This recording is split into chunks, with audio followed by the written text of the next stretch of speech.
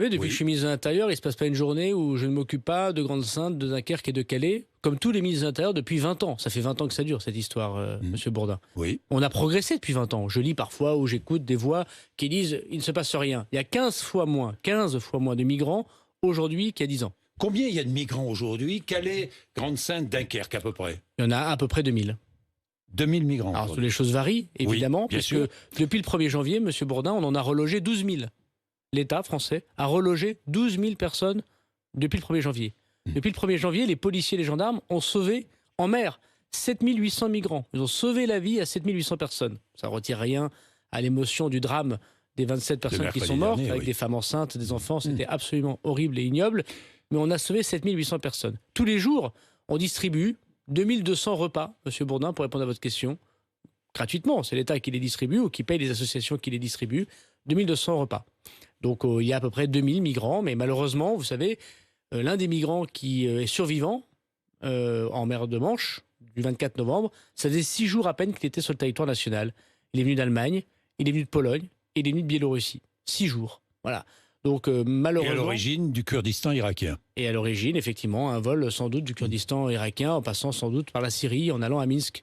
Donc ce que je veux aussi vous dire, Oui. c'est que le drame de Calais, c'est un drame international. Ce qui se passe en Irak, ce qui se passe en Afghanistan, ce qui se passe en Biélorussie, a évidemment une conséquence à Grande-Synthe, à Dunkerque et à Calais.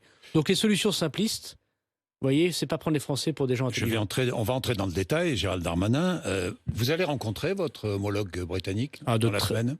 Alors on verra bien. Moi, je suis tout à fait prêt à verra discuter. Non, mais je suis tout à fait prêt à discuter avec mon partenaire britannique. Madame Patel est quelqu'un de très bien. Oui. J'ai son numéro de téléphone. On Oui, s'appelle. ça, j'imagine. Oui, On s'appelle quasiment tous les jours. Oui. Depuis que je suis ministre de l'Intérieur, je l'ai vu de très nombreuses fois. Je suis allé de nombreuses fois à Londres. Et je suis tout à fait prêt à discuter avec elle. Mais comme évidemment, on discute avec des condition que amis. la Grande-Bretagne apporte des solutions ou prenne ses responsabilités. Gérald Darmanin, est-ce que la Grande-Bretagne prend ses responsabilités? À condition que nous avons un rapport normal et d'égalité d'humeur avec les Anglais. Nous ne l'avons pas aujourd'hui? Non, on ne l'a pas. C'est pour ça Pourquoi d'ailleurs qu'on n'a pas invité Madame Patel dimanche entre Européens. D'abord parce que c'était une réunion entre Européens Oui. et qu'ils ont fait le choix Oui. de partir de l'Europe. Partir? Et puis deuxièmement parce que les discours privés, les échanges privés que nous avons, ne sont pas, je parle en général, pas simplement avec la ministre britannique de l'Intérieur, ne sont pas toujours conformes aux échanges publics.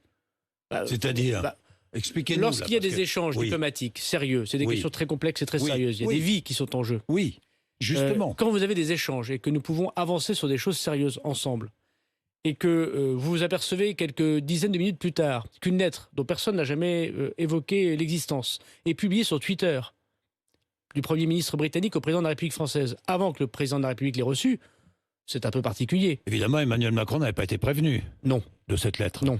Ni moi, ni monsieur le président de la Ni République. vous. Alors que nous avons eu des échanges quelques dizaines de minutes Oui. plus tôt, à tous les niveaux. Deuxièmement, lorsque dans cette lettre, les Anglais disent les Français doivent reprendre leurs migrants, tous leurs migrants, c'est de se moquer du monde. Vous savez combien il y a de demandes d'asile en France cette année? 150 000. Combien on a eu en Grande-Bretagne? 30 000. Vous savez combien il y a d'émigrés clandestins en Grande-Bretagne? Plus d'1 million. Et vous savez qu'en Grande-Bretagne, si les migrants veulent aller en Grande-Bretagne, c'est bien qu'il y a une raison.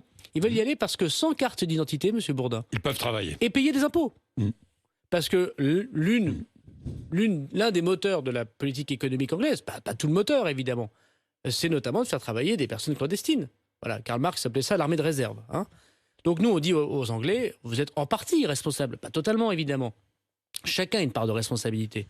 Vous êtes en partie responsable de l'attractivité de toutes ces personnes qui veulent traverser le monde, traverser l'Europe, traverser la France. Et s'ils sont à Calais par milliers, ou à Grande-Synthe ou à Dunkerque, c'est parce qu'ils veulent aller en Grande-Bretagne.